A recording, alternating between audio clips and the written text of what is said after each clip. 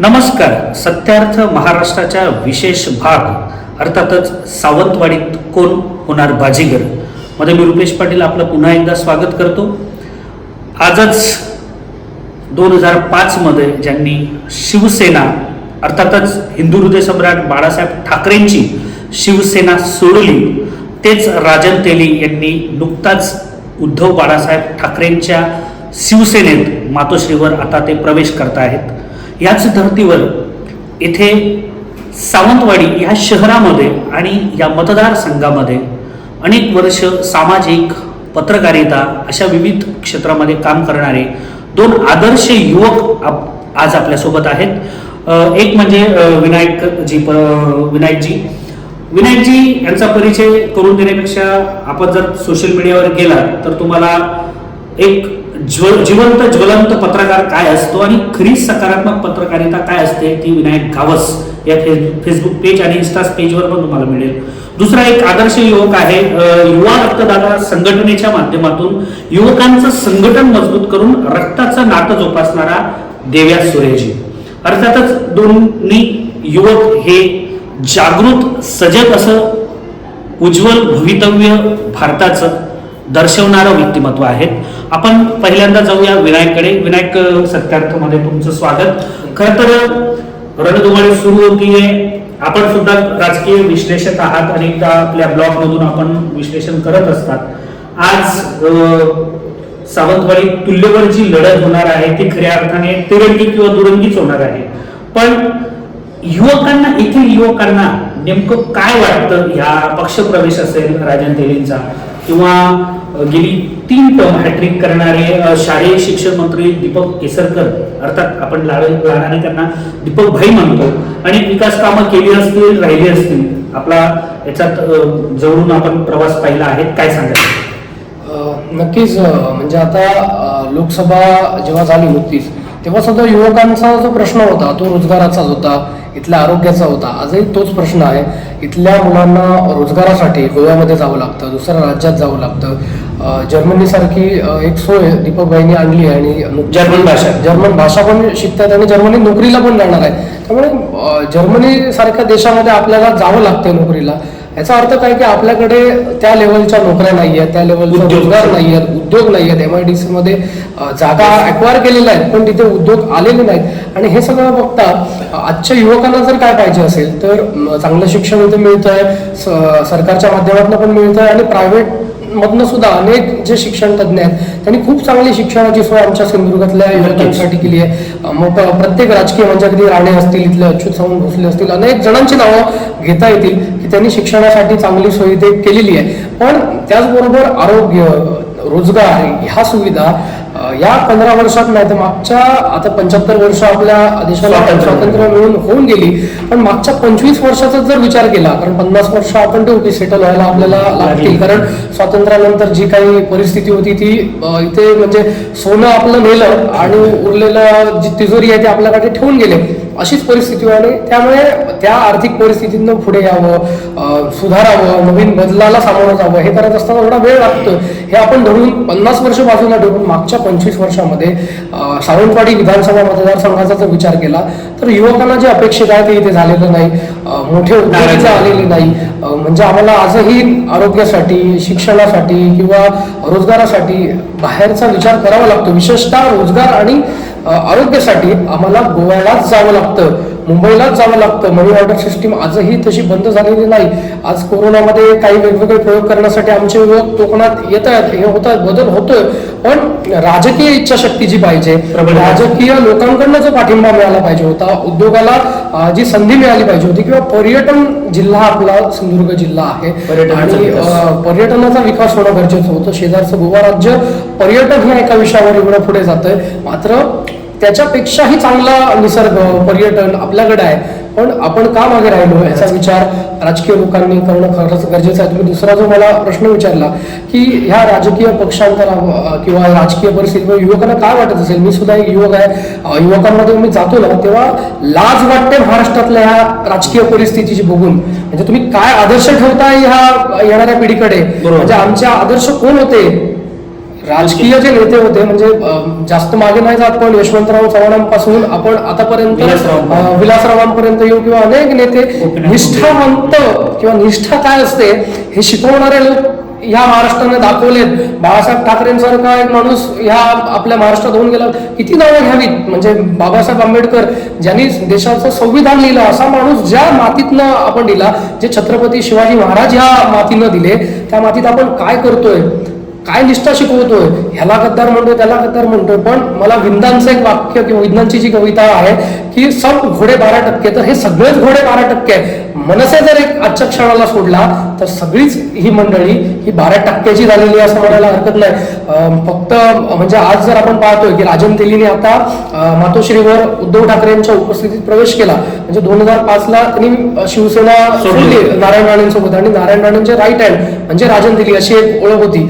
आणि जवळपास आपण पाहिलं तर 2014ला नारायण राणेंची साथ सोडून राजन तेली हे राष्ट्रवादी झाले, भाजपात नाही. म्हणजे तो एक वेगळाच किस्सा आहे. आणि तिकीट मिळणार नाही असं म्हटल्याबरोबर माझ्या मते 24 तासाच्या आतच त्यांनी पक्ष बदलला आणि भाजपचे ते उमेदवार होते आणि भाजपकडनं जवळपास त्यांनी 26-27 हजार मतं सुद्धा त्यावेळी घेतली होती. आणि भाजपला इकडे अशा त्यामुळेच खरी निर्माण झाली. त्यानंतरच्या निवडणुकीत युती असल्यामुळे अपक्ष राहावं लागलं. जवळपास राणेंची साथ तेलींना मिळाली आणि जवळपास 57,000च्या आसपास ते गेले, पण तेव्हाही त्यांना पराभव स्वीकारावा लागला.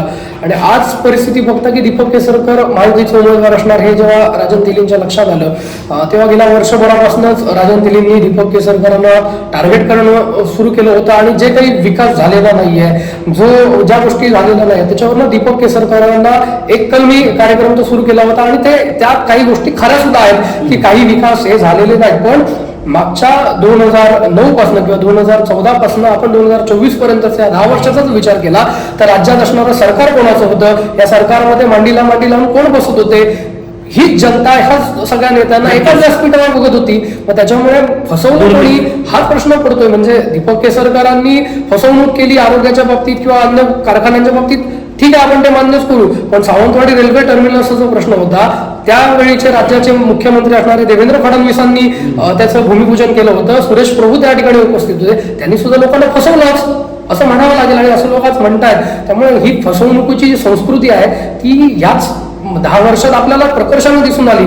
आणि राजकारणाचा जो किळस आहे ना तो युवकांना खूप त्रास देणार आहे. कारण कोण केव्हा कुठल्या पक्षात जाईल, म्हणजे राज ठाकरेंच्या भाषेत सांगायचं झालं की कॅरम असा फुटला आहे की कोणाची सोंगटी कोणाच्या भोकात आहे हे सांगता येऊ शकत नाही. आणि निष्ठावंतांना जेव्हा आपण डावलतो, कारण आज जेव्हा शिवसेना फुटली, राष्ट्रवादी फुटली आणि त्यावेळी आपण या मतदारसंघात पाहिलं तर सामान्य शिवसैनिक संघटनेबरोबर राहिला, त्यांनी वडापावचा विचार केला, त्यांनी पेटांचा खोक्यांचा विचार केला नाही. पण आज जेव्हा उमेदवारी जर राजन तेलींना उद्या उभाटातनं जाहीर झाली, कारण आम्ही विचारलं त्यांच्या नेत्यांना तुम्हाला त्यांचा प्रचार करावा लागेल, तुम्ही करणार का? ते म्हणणार पक्षादेश आम्हाला मान्य आहे. पण आज निष्ठेपेक्षा म्हणजे किती दिवस सतरंजा उचलायच्या आणि निष्ठेपेक्षा कुठेतरी विष्ठेला महत्व प्राप्त करून दिलं जात आहे राजकीय लोकांकडनं. कारण जे खोके किंवा जे आरोप ह्या आधी होत होते आज सुद्धा या उमेदवारींसाठी किंवा हे काही आता जे राजकारण सुरू आहे ते पैशासाठी निव्वळ सुरू आहे हे यातनं स्पष्ट होतं. त्यामुळे निश्चितच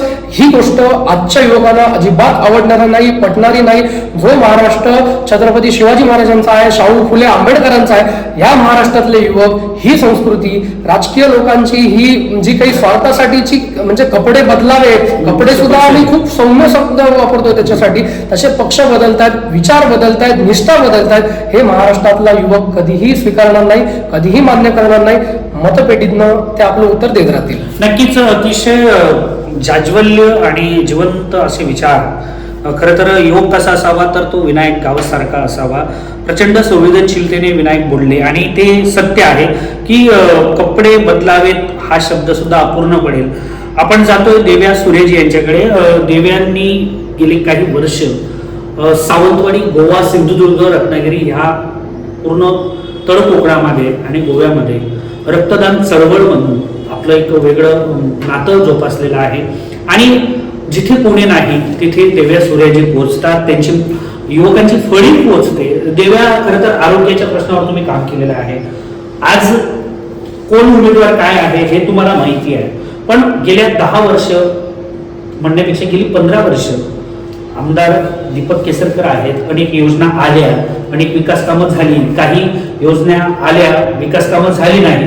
नाण्याच्या दोन्ही बाजू तुम्ही पडताळून पाहू शकतात.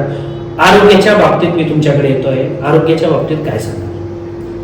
खरं सांगायचं तर आजची युवाई ही राजकारणाकडे वळण्यासाठी तयार नाही आहे. कारण आजच्या युवाईला जे म्हणजे त्यांचं जे एम असतं की आपलं एक कर्तव्य आहे की आपण काहीतरी शिकावं आणि ते शिकून निदान आपण जेवढं आपण आपलं घर आहे ते घर चालवावं, यासाठी त्यांचा आपला फोकस असतो. तर आजच्या जे राजकारणाचं जे आज रात्री जरा शिवसेना पक्षात आहे, तर दुसऱ्या दिवशी सकाळी तोच नेता दुसऱ्या पक्षात आहे. तर युवकांचा जो फोकस असतो तो आपल्या कामावर असतो. त्यांना इव्हन काही तुम्ही जर ठिकाणी फिराल, सावंतवाडी शहरात म्हणा किंवा इतर ठिकाणी जाल, तर काही युवकांना माहिती सुद्धा नाही की आपला इकडचा स्थानिक आमदार कोण आहे. तर आमदार हा आपल्यापरीने काम करत असतो. त्यांच्या सरकारच्या ज्या योजना असतात त्या पोचवण्याचं जे काम असतं ते त्यांच्या सोबत जे संघटनेमध्ये काम करत असतात त्यांनी ते काम करायचं असतं. तर त्यामध्ये युवकांना जे प्रेरित होऊन जे राजकारणाकडे युवक वळला पाहिजे, यासाठी जर नेत्यांचा आदर्श घ्यावा तर असे नेते आज इतिहास जमा झालेले आहेत. म्हणजे आपण पाठीमागच्या जर राजकारणाचा विचार केला तर प्राध्यापक मधु दंडवते आहेत किंवा जनता पक्ष, राष्ट्र सेवा दल ज्यावेळी काम करत होतं त्यावेळीचे जे नेते होते, जयानंद मटकर असतील, स्वर्गीय जयानंद मटकर असतील, अशा एक परंपरा. तर अशा या लोकांचा जर आदर्श घेऊन जर आजची जर युवकांनी जर राजकारणामध्ये उतरले तर आपल्या सिंधुदुर्ग जिल्हा म्हणा किंवा सिंधुदुर्ग जिल्ह्याशी जो जवळचा जो गोवा आहे, गोवा राज्य आहे, तर त्या गोवा राज्यावर आज आपल्याला संपूर्णपणे आरोग्याच्या बाबतीत 95% म्हणाल किंवा 100%च म्हणा जवळपास आपल्याला गोवा बांबोळीच्या सरकारी हॉस्पिटलवर आपल्याला पूर्णपणे डिपेंड राहावं लागतंय. तर आपल्या महाराष्ट्र राज्याने मग ह्या आरोग्याच्या बाबतीत काय केलं आहे, तर आपल्याकडे आता मल्टी स्पेशालिटीची जी घोषणा झाली त्याचं भूमिपूजनही झालं, पण मल्टी स्पेशालिटी हॉस्पिटल अजूनपर्यंत उभं राहिलं नाहीये. तर निदान ते जरी उभं नाही राहिलं असलं तरी प्रत्येक ठिकाणी PHC आहेत, उपजिल्हा तर त्या ठिकाणी तरी निदान सुविधा दिल्यात. आता मशिनरी आल्या आहेत, डॉक्टर नाही आहेत, तर काही ठिकाणी मशिनरी आल्या आहेत, सिटी स्कॅन मशीन आली आहे, पण तिकडे टेक्निशियन आहेत, टेक्निशियन नाही आहेत. तर आपल्या सावंतवाडी उपजिल्हा रुग्णालयाची जर परिस्थिती बघाल तर सर्व MD डॉक्टर जे असतात इंटर्नशिपसाठी येतात ते जवळपास 12 ते 13 डॉक्टर आज त्यांची नियुक्ती केलेली आहे. पण आपल्या हॉस्पिटलचं जे हृदय असतं म्हणजे फिजिशियन म्हणा, ती आज फिजिशियनची कमतरता आपल्या सावंतवाडी उपजिल्हा रुग्णालयाकडे आहे. तर ज्या वेळी आपल्याला अशा समस्यांना सामोरं जावं लागतं त्यावेळी आपण आपल्या स्थानिक आमदारांकडे मागणी करत असतो किंवा पाठपुरावा करत असतो. तर दीपकभाईंच्या माध्यमातून आज बरेच सावंतवाडी उपजिल्हा रुग्णालयाचे आम्ही आमच्या संघटनेच्या माध्यमातून बरीच निवेदनं दिली. त्या निवेदनाला दीपकभाईंनी सक्षम असा उत्तर देऊन एक 10 ते 15 दिवसात त्याचे निर्णय देऊन ताबडतोब मशिनरीज म्हणा किंवा ज्या ठिकाणी ब्लड बँकेमध्ये टेक्निशियन नव्हते, एका टेक्निशियनच्या जीवावर पूर्ण ब्लड बँक चालत होती, त्या ठिकाणी दीपकभाईंनी आरोग्यमंत्र्यांशी पाठपुरावा करून माहिती घेऊन 1-2 दिवसामध्ये त्या ठिकाणी टेक्निशियनची नियुक्ती केलेली आहे. तर अशा प्रकारे जी 24 तास ब्लड बँक चालू राहावी लागते त्यासाठी कमीत कमी निदान 2 टेक्निशियन लागतात, जेणेकरून रक्ताची जी रिक्वायरमेंट असते ती दिवसभरात केव्हाही येऊ शकते. त्यामुळे हॉस्पिटल हे पूर्णपणे जी रिक्त पदं आहेत ही रिक्त पदं भरल्याशिवाय रुग्णालय हे पूर्ण होत नाही. त्यामुळे जी मंजूर झालेली रिक्त पदं आहेत ती रिक्त पदं भरणं महत्वाचं आहे. नक्कीच आरोग्याचा एक जटिल प्रश्न आहे सावंतवाडीमध्ये. साधारण कोणी धडकला किंवा कुठे पडला, कुठे अपघात झाला तर सरळ देव्या सूर्याजी अनेकदा त्यांना स्वतः ॲम्ब्युलन्समध्ये टाकून बांबोडीला घेऊन जातात. मी पुन्हा विनायककडे येतो. विनायक, आत्ताची जी विधानसभा आहे संपूर्ण महाराष्ट्राचं लक्ष आहे. राज्याचे शालेय शिक्षण मंत्री आणि मराठी भाषा मंत्री आणि खऱ्या अर्थाने मुख्यमंत्री एकनाथ शिंदेचे खरे जे या सगळ्या गोष्टींमधले शिल्पकार म्हटलं तरी वावगं करणार नाही ते प्रवक्ते दीपक केसरकरांकडे. गेली 3 टर्म दीपकभाई आमदार आहेत, त्याच्यातली 7.5 वर्ष ते मंत्री होते. आत्ताची लढत जी आहे ती फार रंगतदार आहे. प्रेक्षकांना मी सांगू शकतो की गेली विधानसभा ही दुरंगी लढत झाली होती आणि याच्यात राजन तेली यांना जवळपास 57,000च्या आसपास आणि दीपक केसरकर यांना 69,000 मतं मिळाली होती. साधारण 13,000 दीपक केसरकरांनी सलग दुसऱ्यांदा राजन तेलींचा पराभव केला होता. मात्र तो पराभव अपक्ष होता. पहिल्या वेळेस त्यांनी 30-35,000 मतं जी घेतली असेल ती भाजपची होती आणि आत्ता मात्र त्यांना तब्बल 50 ते 45 मतं हक्काची असलेल्या उभाटाची साथ मिळणार आहे. ती किती प्रामाणिक मिळणार हा आजचा चर्चेचा विषय नाही, तो भविष्यातील विषय नक्कीच आपण घेऊ. पण विनायक, तुम्ही संपूर्ण 3ही तालुके फिरलेला आहात. 3ही तालुक्यांमध्ये पत्रकारिता केलेली आहे. 3ही तालुक्यांचे युवक असतील, युवती असतील, महिला असतील किंवा प्रौढ असतील, या सर्व घटकांशी, शेतकरी, शेतमजूर, कष्टकरी, शिक्षक सगळ्यांशी तुमचा जवळचा संबंध आहे. एकूण परिस्थिती पाहता दुसरीकडे इकडे विशाल परब नावाचं एक वेगळं वादळ घोंगावत आहे युवकांच्या मनामधलं. तिसरं एक COEP मधून इंजिनिअरिंगची पदवी घेऊन अर्चना घारे परब या ठिकाणी गेली 5-7 वर्ष खूप चांगलं काम करतायत. महिलांमध्ये त्यांची क्रेज आहे ताई म्हणून. आणि संजू परबांनी पण शड्डू ठोकले होते. आता भविष्य काळात ते कोण कोण काय काय उभं राहते हे नजीकच्या काळात पुढच्या आठवड्यात क्लिअर होणारच. पण आजची परिस्थिती हे 5 तुल्यबळ उमेदवार मध्येच जर कधी संदीप गावडेंनी अजून जर एंट्री केली तर अजून एक वेगळी कलाटणी या मतदार म्हणजे सिंधुदुर्ग आणि रत्नागिरी या 2 जिल्ह्यांचा जर विचार केला कोकणातील विशेषतः सर्वात जबरदस्त चुरस जी आहे ती सावंतवाडी विधानसभेत आहे. काय सांगाल? नक्कीच शालेय शिक्षण मंत्री दीपक केसरकर 3 वेळा इथनं हॅट्रिक करून निवडून आलेत आणि आता ते चौथ्यांदा उभे राहतात. मागच्या वेळी खरं तर त्यांनी म्हटलेलं की ही माझी शेवटची टर्म आहे, पण आता ते चौथ्यांदा इथनं उभे राहत आहेत. कारण महाराष्ट्रात आपण पाहिलं या 5 वर्षात जवळपास 4 सरकार आपण पाहिली, 2 उपमुख्यमंत्री पाहिले. मला वाटतं म्हणून मगाशी मी म्हटलं मनसेचे राजू पाटील सोडले तर सगळेच आमदार जवळपास सत्तेत येऊन गेले. सत्ता सगळ्यांनी पाहिलेली आहे, सगळ्यांनी विरोधी पक्ष अभ्यासलेला आहे. त्यामुळे महाराष्ट्राला हे अपेक्षित नाहीये. एक महाराष्ट्र असा आदर्श म्हणजे दिल्लीचं ही तख्त राखतो महाराष्ट्र माझा असं जेव्हा आम्ही म्हणतो तर महाराष्ट्राची जी गरिमा होती किंवा आदर्श जो होता तो जपणं खरं तर गरजेचं होत्या सगळ्या लोकांकडनं. पण मागच्या 5 वर्षात खरोखर म्हणजे इतिहासात एक पुलोचं सरकार जर ते सोडलं शरद पवारांच्या वेळेचं त्याच्यानंतरचं एक आयुष्यभरासाठी महाराष्ट्राला डाग लावणारं असं एक उदाहरण म्हणजे हे या 5 वर्षातलं असेल. आणि सगळेच सत्ते घेऊन गेले. अगदी 12 तासांचं मुख्यमंत्री आम्ही पाहिले, पहाटेचा शपथविधी पाहिला, आमचे कोविड मधले घरी बसून काम करणारे मुख्यमंत्री पाहिले आणि ते विरोधक टीका त्यांच्यावर करतात. त्यामुळे कारण आम्ही सुद्धा त्यांना जास्त काही मंत्रालयात बघितलं नाही आणि असे सगळे बघितले. त्याच्यानंतर म्हणजे वाटलंही नव्हतं की गुवाहाटीला गेल्यानंतर मुख्यमंत्री पद मिळू शकेल 40 आमदार बाजूला गेल्यानंतर असे मुख्यमंत्री सुद्धा झाले. अनेक चांगल्या योजना सगळ्यांनी राबवल्या, सगळ्यांसाठी केलं. पण हे करत असताना आपण एक निष्ठा, एक आपल्याला पक्ष संघटना, एक विचार हा जो जपला पाहिजे होता तो या कोणी लोकांनी जपलेला नाही. त्याच्यामुळे या विधानसभेला महाराष्ट्रातली जनता काय निर्णय घेते हे आपल्याला निकालाच्या दिवशी सावंतवाडीबद्दल स्पष्ट होईलच. आणि आपण जेव्हा सावंतवाडीचा जेव्हा मला विचारता सेम जे महाराष्ट्रात लागू होणार आहे ते सावंतवाडीत निश्चितच लागू होणार आहे. राजन तेलींना समजा जर उभाटा शिवसेनेतनं त्यांना उमेदवारी मिळाली कदाचित ती निश्चित झाली आहे म्हणूनच कदाचित राजन तेली आज प्रवेश करतायत. आणि जर ते तिकीट नाही मिळालं तर मागच्या वेळी राजन तेली एका दिवसात राष्ट्रवादीतनं भाजपात गेले होते तिकिटासाठी, कदाचित तसं सुद्धा होऊ शकेल. कारण राजन तेलींना काही झालं तरी विधानसभेला उभं राहायचं हा त्यांचा मूळ उद्देश आहे. त्याच्यामुळे दीपक केसरकर असतील, राजन तेली असतील, अर्चना घारे सुद्धा शरद पवारांच्या राष्ट्रवादीतनं प्रयत्न करतायत. गेली 6-7 वर्ष ते काम करतायत, जास्तही असतील. त्याचबरोबर विशाल परब नावाचं एक युवा वादळ तुम्ही जे म्हटलं ते सुद्धा इथे कार्यरत आहे. पण पक्षांतर्गत कुरघोडी, पक्षांतर्गत गोष्टी भाजपातले गटबाजी ही भाजपातली उघड आहे.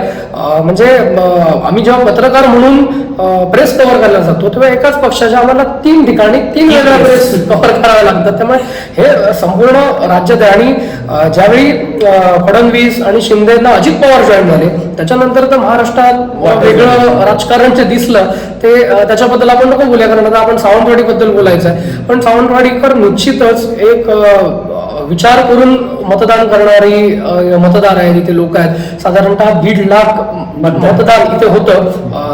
2 लाख 2.5 लाख मतदार इथे आहेत, पण साधारण 1.5 लाख मतदार इथे मतदानाचा हक्क बजावतात.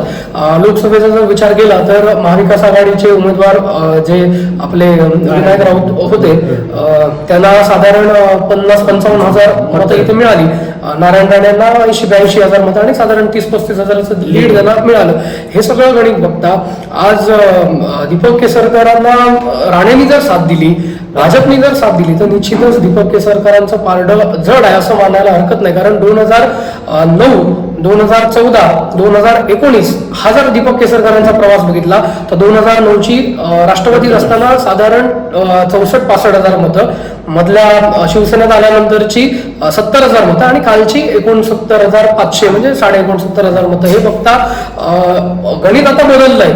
दीपक भाई आता शिवसेनेत उभाटा म्हणजे जी मूळ शिवसेना म्हटलं जातं त्यांची एक मूळ मतं. कारण मगाशी जसं मी तुम्हाला म्हटलं की ह्या 25 वर्षातली 20 वर्ष शिवसेनेचा उमेदवार ह्या सावंतवाडी मतदारसंघानं निवडून दिलाय. या संपूर्ण मतदारसंघात जे आमदार झालेत काँग्रेस नंतर सर्वाधिक वेळा जर कुठल्या पक्षाचा उमेदवार सावंतवाडीने निवडून दिलाय तर तो शिवसेनेचा आहे आणि 4 वेळा. जर आता पुन्हा जर शिवसेनेचं आलं तर तेच पुढे परंपरा कायम राहील. आणि हे सगळं गणित बघता किंवा इथल्या लोकांची वैचारिक परिस्थिती बघता किंवा विचार करून निर्णय देणारी ही लोक आहेत. त्यामुळे पैसा असेल, आमिष असेल ना, ही लोक इथे करून घेत नाही, बळी पडत नाहीत. लोकसभेला सुद्धा दिसलं, लोकसभेला पैशाचं वाटप झालं, पैसा दाबून वाटला गेला. कदाचित आमच्या प्रशासनाच्या भरारी पथकांना ते दिसलं नाही, पण पत्रकारांना दिसलं, लोकांना दिसलं, सगळ्यांना दिसलं. आणि जे तरी दिसलं तरी मतदान जे झालं होतं किंवा मतदार जो रिपोर्ट आला होता त्यात असं दिसून आलं की सगळाच मतदार हा पैशाला बळी पडलेला नाही. काही टक्के लोक बळी पडले असतील किंवा म्हणजे नंतर आता म्हणजे राजनताईंनी काही दिवसांपूर्वी जे विधान केलं होतं की दीपक केसरकर खूप पैसा वाटणार आहे, पैसा घ्या आणि तुम्हाला जे करायचं ते करा, आपलं ठरलंय. म्हणजे याचा अर्थ काय की लोकसभेत सुद्धा पैसा वाटप झालं हे राजन तेली मान्यच करून गेले. आणि आज जेव्हा आपण बघितलं तर राजन तेली बाहेर पडताना नारायण राणेंवर टीका करून गेले की आम्हाला घराणेशाही मान्य नाहीये किंवा आमचं खच्चीकरण होतंय. आता मागच्या 5 वर्षापर्यंत कदाचित तेलींचं खच्चीकरण होत नसेल किंवा काही वेगळं असेल आणि ज्यावेळी ते तिथे गेलेत त्यामुळे म्हणजे दीपक केसरकरांचा आज कुठे उल्लेख सुद्धा राजन तेलींनी केलेला नाही आणि थेट राणेंवर आरोप करत मातोश्रीवर ते पोहोचलेले आहेत. त्यामुळे हे राजकारण आहे, ह्या सगळ्या गोष्टी आहेत. याचा विचार नक्कीच इथला मतदार, इथला युवक करेल. आणि अर्चना घारे असतील ज्या महिलांमध्ये जास्त प्रमाणात आपल्याला दिसत आहेत, विशाल परब आहेत जे युवकांमध्ये जास्त काम करताना दिसत आहेत. संजू परबांनी दंड ठोकटलेलेच आहे, त्यांनी मागेही सांगितलं. फक्त आता त्यांची म्हणजे ते पक्षात आहेत अजून. आणि शेवटी राणेंचा जो आदेश आहे तो मान्य करणार आहे कशाला. म्हणजे एक प्रेक्षकांना एक सांगू इच्छितो की संजू परब हे सुद्धा नाकारून चालणार नाही. तुल्यबळ उमेदवार आहेत, माजी नगराध्यक्ष आहेत, जनमानसात एक चांगली प्रतिमा आहे. 2-2.5 वर्षामध्ये सावंतवाडीच्या अनेक चांगल्या योजना, अनेक चांगल्या कायापालट त्यांनी करून दाखवला होता. नगराध्यक्षाच्या काळामध्ये ते चांगले म्हणजे त्याच्यात तो कोविड मिळाला तरी सुद्धा त्यांनी बऱ्यापैकी चांगलं काम केलेलं आहे. विनायक, मगाशी तुम्ही योजनांचा उल्लेख केला. आज संपूर्ण भारतात महाराष्ट्राच्या शासनाच्या एका योजनेचं फार मोठा बोलबाला सुरू आहे. ती म्हणजे मुख्यमंत्री लाडकी बहीण योजना. आपण अनेक युवक युवतींसोबत आपण आपला टाइम स्पेंड करतात, समाजामध्ये वावरतात, अनेक महिलांशी पण आपले अगदी पारिवारिक संबंध आहेत. अनेक कार्यक्रमांमध्ये निवेदक म्हणून तुम्ही जातात, महिलांचे विविध कार्यक्रम तुम्ही बघतात. सावंतवाडी विधानसभा मतदारसंघामध्ये किंवा इतर आपल्या कोकणामध्ये लाडकी बहीण योजनेचा कितपत परिणाम होऊ शकतो? नक्कीच. त्याआधी मगाशी मी संजू परबांचा उल्लेख केला म्हणून सांगतो. संजू परबांनी सांगितलंय परिस्थिती काही सुद्धा आपण उभं राहणार. आता पक्ष आदेश किंवा नेत्यांचा नारायण राणेंचा आदेश ते नक्कीच मान्य करतील. पण मागे त्यांनी म्हटलं होतं की लँड माफिया कोण आहे किंवा काय, नक्की आता संजू परब घेऊन येतील ही अपेक्षा इथल्या लोकांना आहे आणि त्याची वाट ते बघत असतील. लाडकी बहीण योजनेचं जे तुम्ही म्हटलं तर महाराष्ट्रात लाडकी बहीण योजनेचं स्वागत हे महिलांनी केलंय आणि महिलांना कुठेतरी पैसे मिळत आहेत सरकारकडनं, त्यांना ते वापरता येतात. महिला समाधानी आहेत, खुश आहेत, आनंदी आहेत. त्यातनं एक त्यांना मॉरल सपोर्ट सुद्धा मिळतो. त्यातनं अनेक महिलांनी कुठेतरी आपला छोटा रोजगार सुरू केला आहे. कोणी आपल्या म्हणजे पतीकडेचे पैसे मागायला लागले, ज्या गृहिणी बेसिकली आहेत, ज्या Primary needs थोड्याफार. त्यांना ते खरोखर त्यांना लाभाचं असं आहे, चांगली हे आहे. Support मिळाला. पण निश्चितच महिला सगळ्यात जास्त आपल्या मतदारसंघामध्ये आहेत. त्यामुळे ज्यावेळी निकाल लागेल त्यावेळी ही जी नारी शक्ती जी आहे ती काय करेल हे आपल्या समोर येईल. जर अर्चना गारे अपक्ष उभ्या राहिल्या तर मात्र महिलांचं मत निर्णायक असू शकतं. नक्कीच या सावंतवाडी विधानसभा मतदारसंघाला अजूनही महिला आमदार नाहीये. राणी पार्वती देवी सोडल्या, राणी पार्वती देवी या पूर्वी होत्या, म्हणजे ज्यावेळी महाराष्ट्राची विधानसभा संयुक्त महाराष्ट्र. त्यावेळी होत्या. त्या जर सोडल्या तर त्याच्यानंतर या मतदारसंघाला किंवा कोकणातच एकही महिला उमेदवार नाहीये. तर कोकणासाठी एक दुर्भाग्याची गोष्ट आहे. भविष्यात कोकणातनं महिला सुद्धा पुढे आल्या पाहिजे. आणि हे असताना महिला लाडकी बहीण योजना जरा बाजूला ठेवून लाडकी बहीण निवडतात का हे आपल्याला त्याच वेळी जेव्हा निकाल लाडकी ताई निवडतात का हे निकालात आपल्याला पाहावं लागेल. धन्यवाद. अतिशय वस्तुनिष्ठ मूल्यमापन करतो. शेवटी मी जातोय देव्याकडे.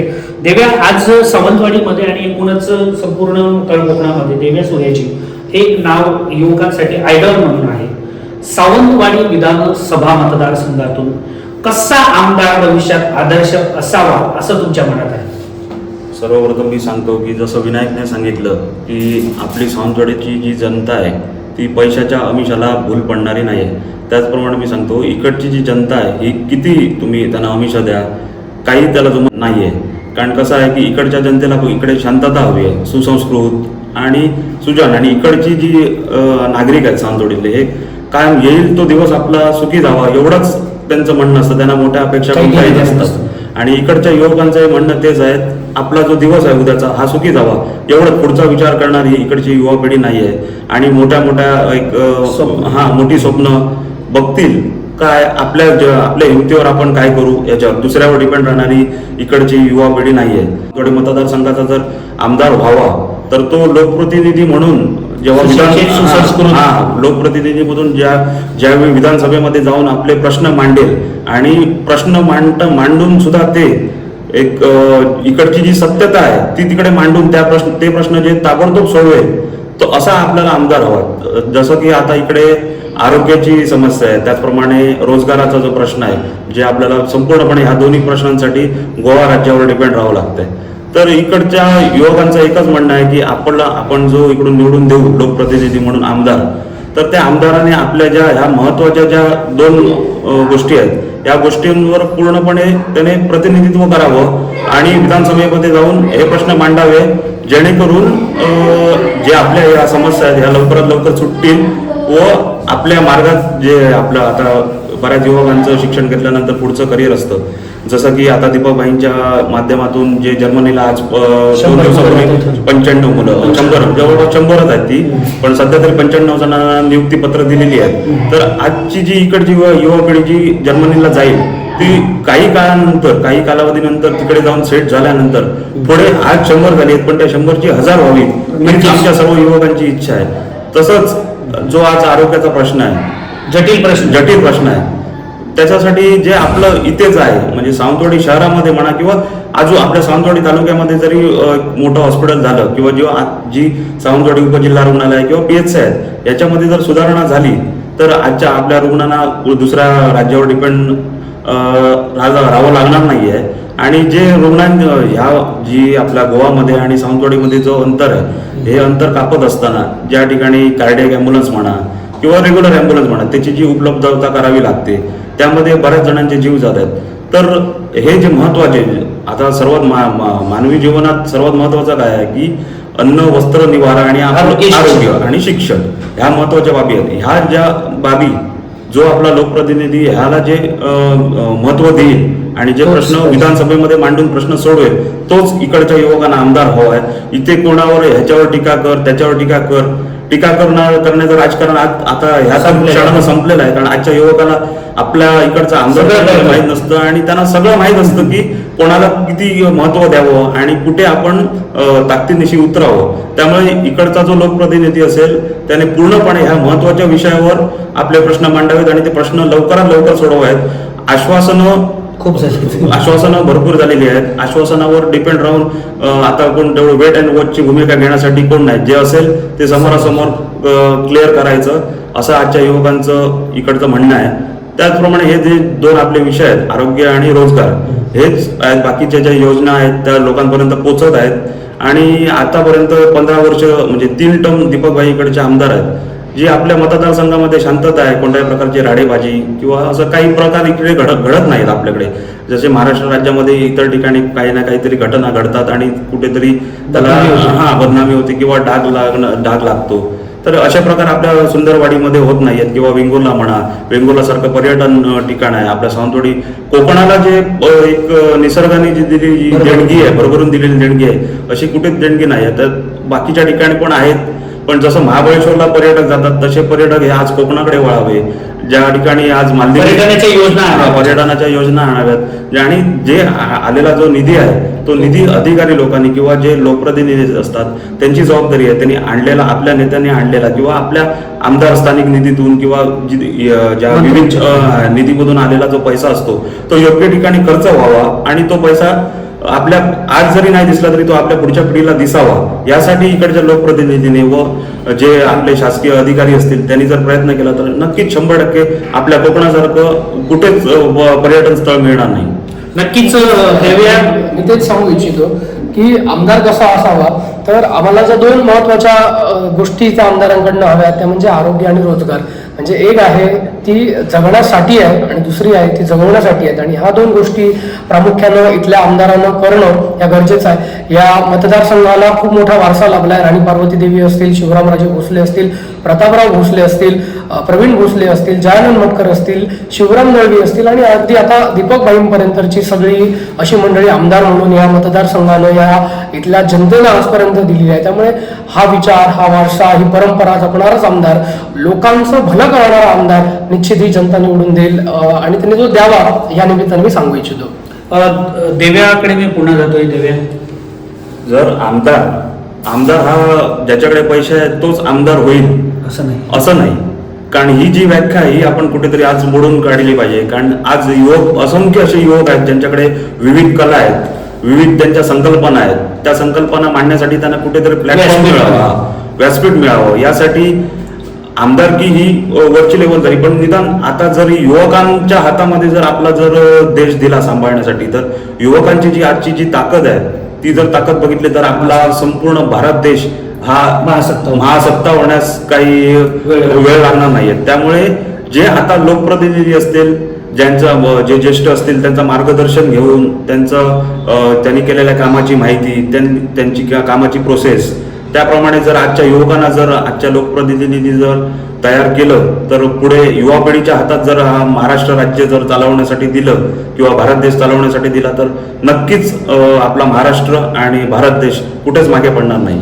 खूप सुंदर दोन्ही युवकांनी या ठिकाणी विशद केलं. आपल्या केवळ कोकणात नाही तर संपूर्ण भारताला आज युवकांची जी फळी आहे ती खूप विधायक आहे. आणि याचं तेजस्वी सूर्यासारखा जो एक युवा खासदार आहे तो एक आयडॉल मानला जातो. नक्कीच. पण सावंतवाडी विधानसभेबद्दल बोलताना दोन्ही युवकांनी सांगितलं सुशिक्षित, सुसंस्कृत, मितभाषी आणि सर्वात महत्त्वाचं जनतेमध्ये, मनामध्ये, हृदयाला साथ घालणारा आमदार हवा. कारण हा मतदारसंघ हा सुशिक्षित, सुसंस्कृतपणा आणि सभ्यता जोपासणारा, शांतता जोपासणारा मतदारसंघ आहे.